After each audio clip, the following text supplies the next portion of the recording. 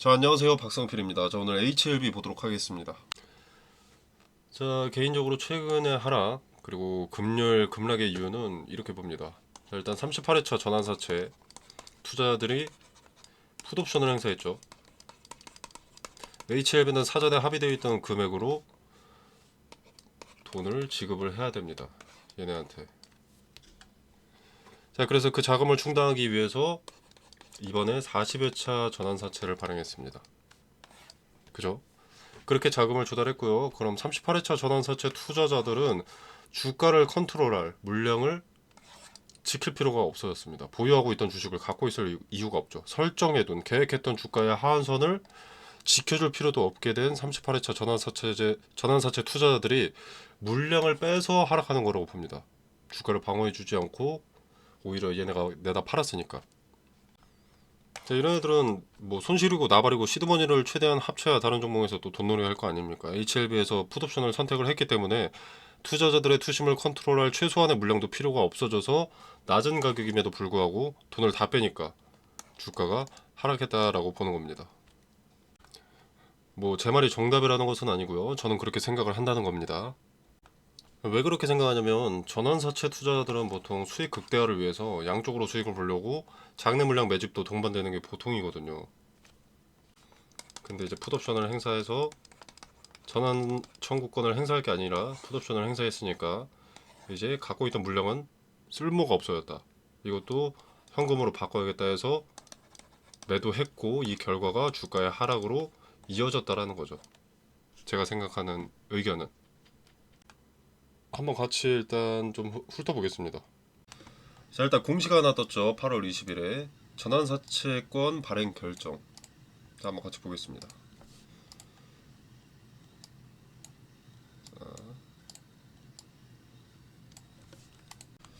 자, 규모 보시면은 아이고 300억이고요. 오늘 주가가 좀 떨어졌는데 자, 이 소식 때문에 좀 주가가 지속적으로 떨어지고 있는 것으로 보이죠.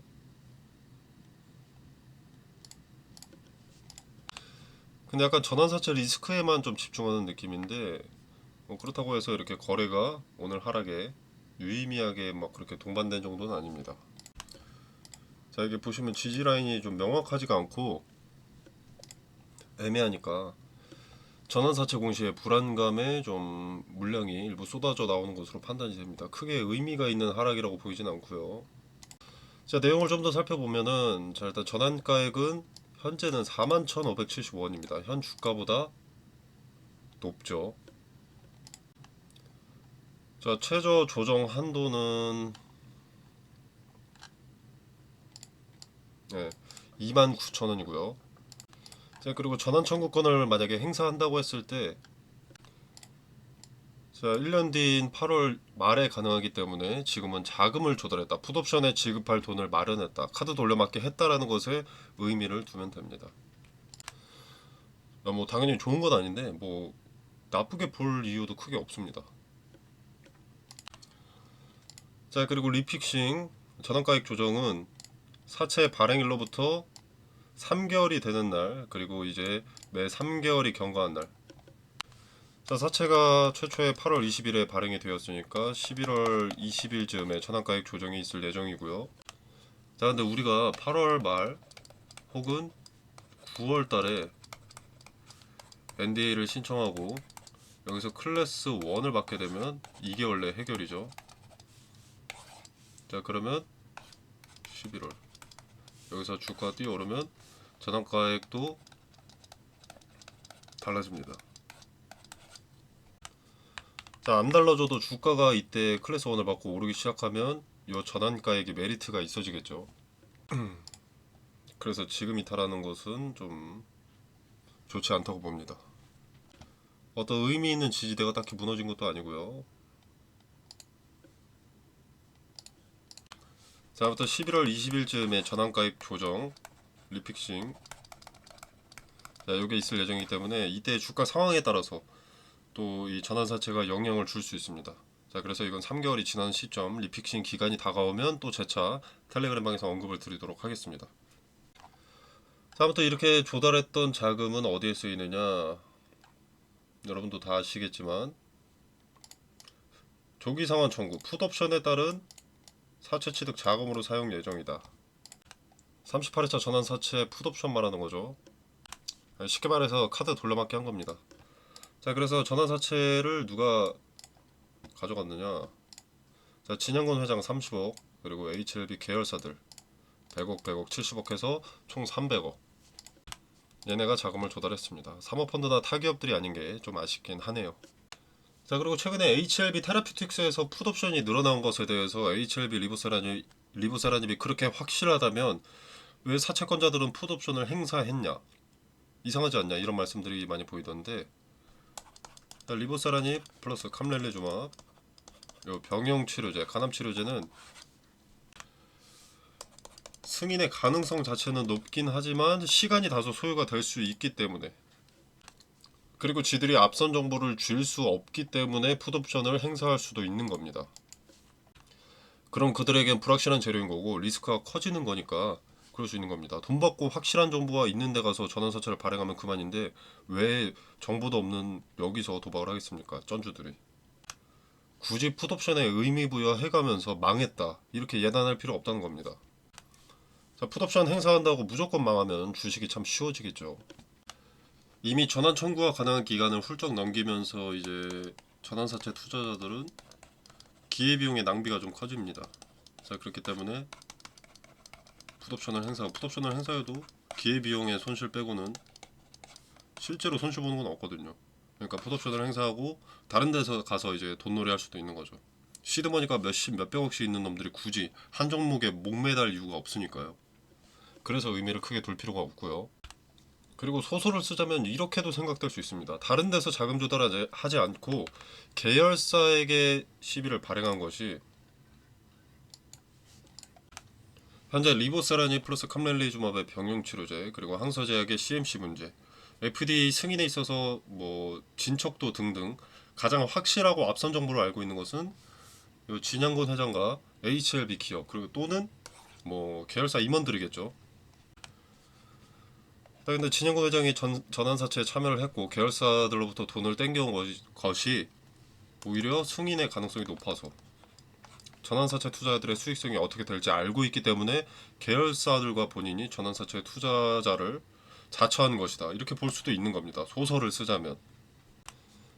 그렇기 때문에 현재 상황에서 풋옵션과 전환사채에 큰 의미를 담을 필요는 없습니다.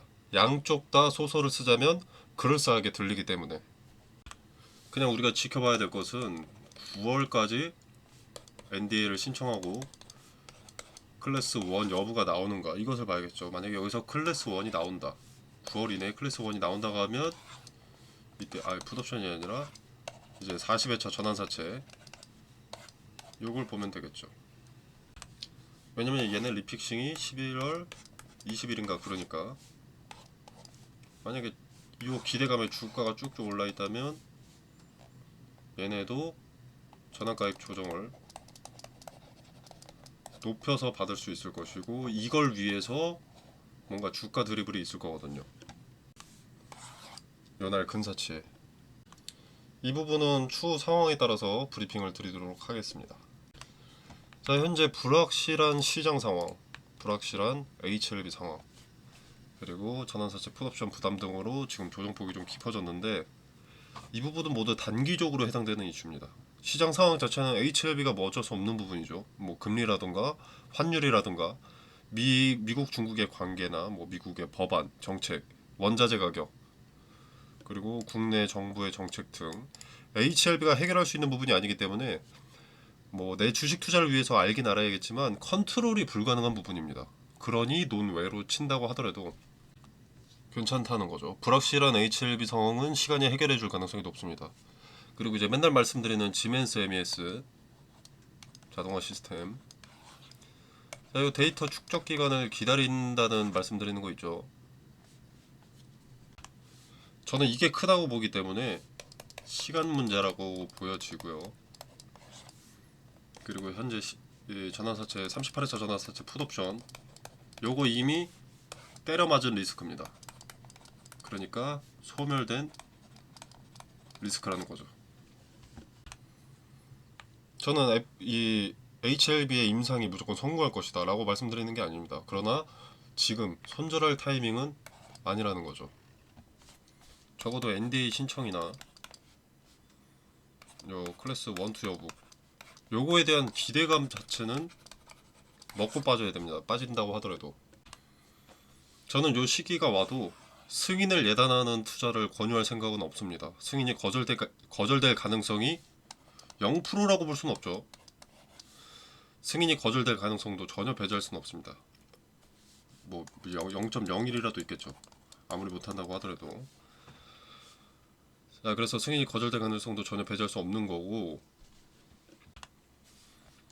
근데 기대감 자체만으로도 여러분의 손실은 최소화될 수가 있고요. 더 나아가서 수익까지 갈 수도 있습니다. 아마 수익이라면 수익이 극대화가 되겠죠.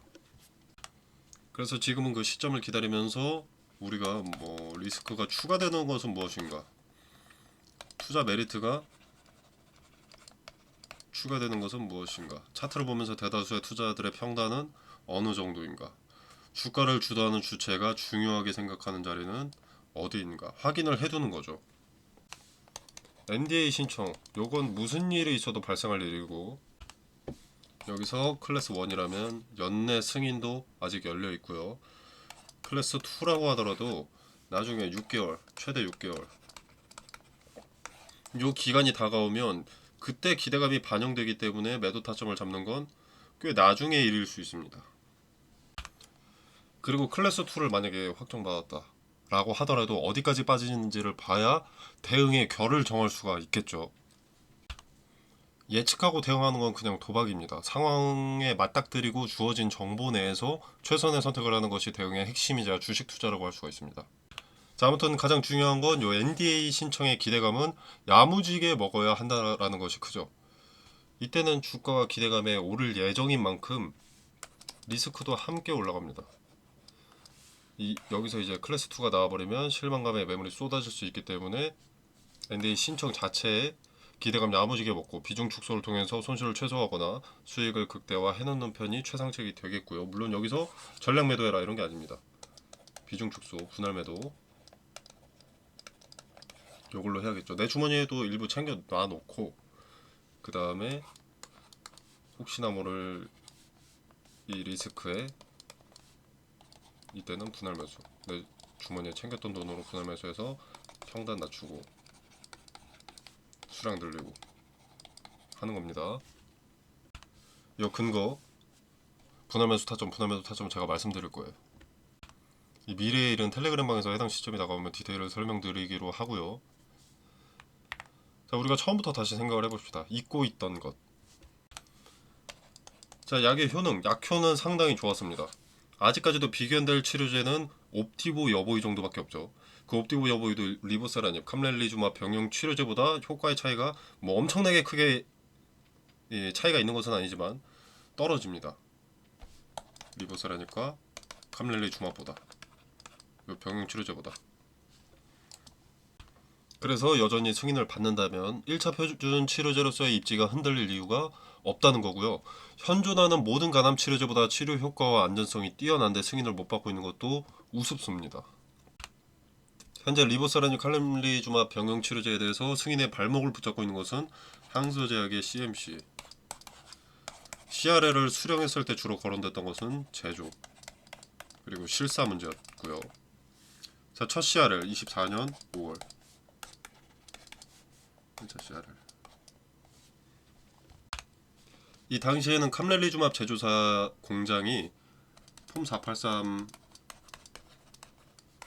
받았죠. 데이터 무결성, 미생물 오염 방지 등이 문제로 지적이 되었습니다. 자, 이때 데이터 무결성을 지적받고 향소제약은 시멘스 MES 시스템으로 교체를 했죠. 자동화 시스템을 620억을 들여서 교체를 했고 현재는 그 데이터를 쌓는 중입니다.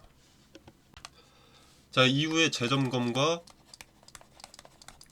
소통이 있었으나 25년 3월 두 번째 CRL을 수령했습니다.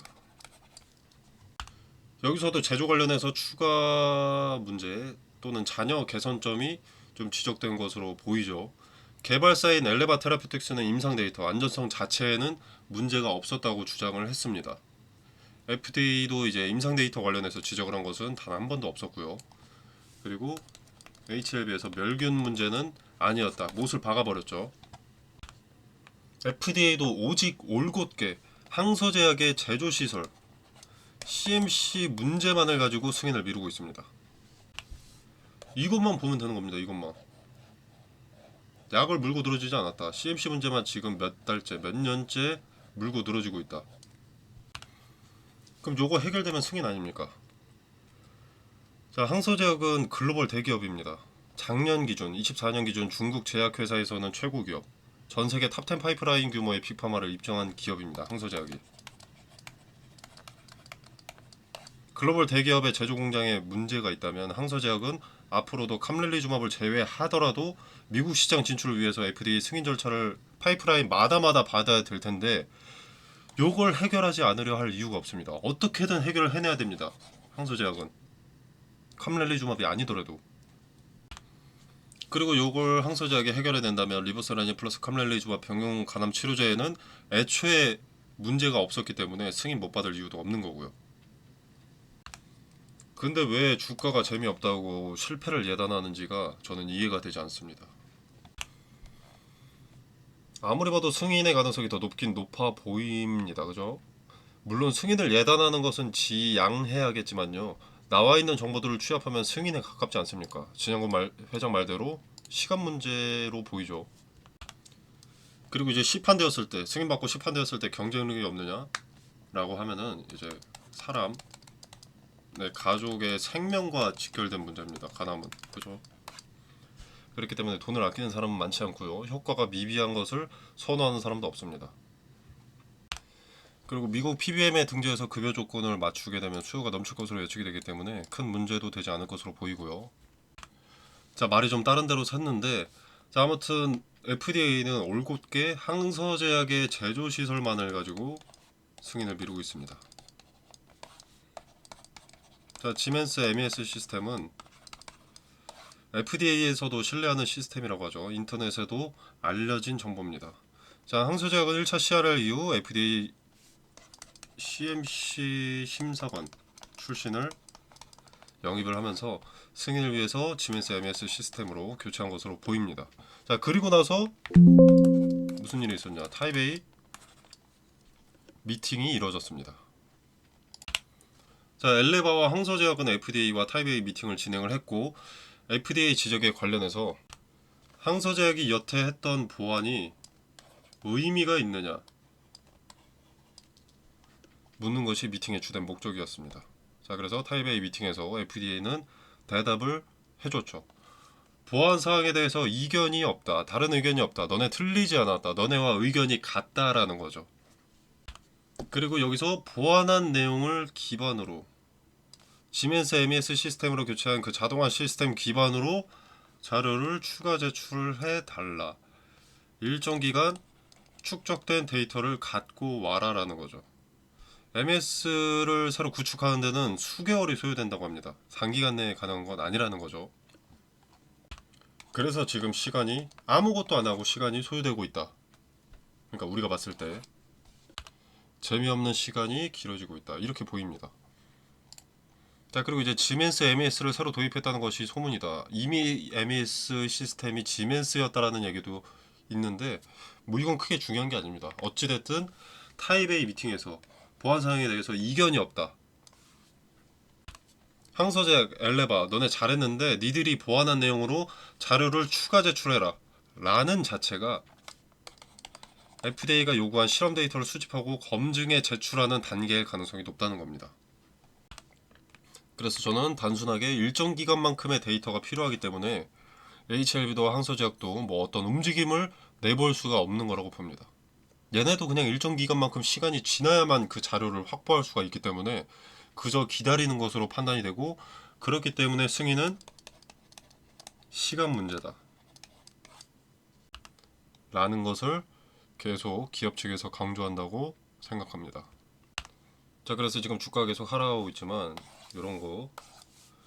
이런 거에만 집중하고 의미를 부여한다면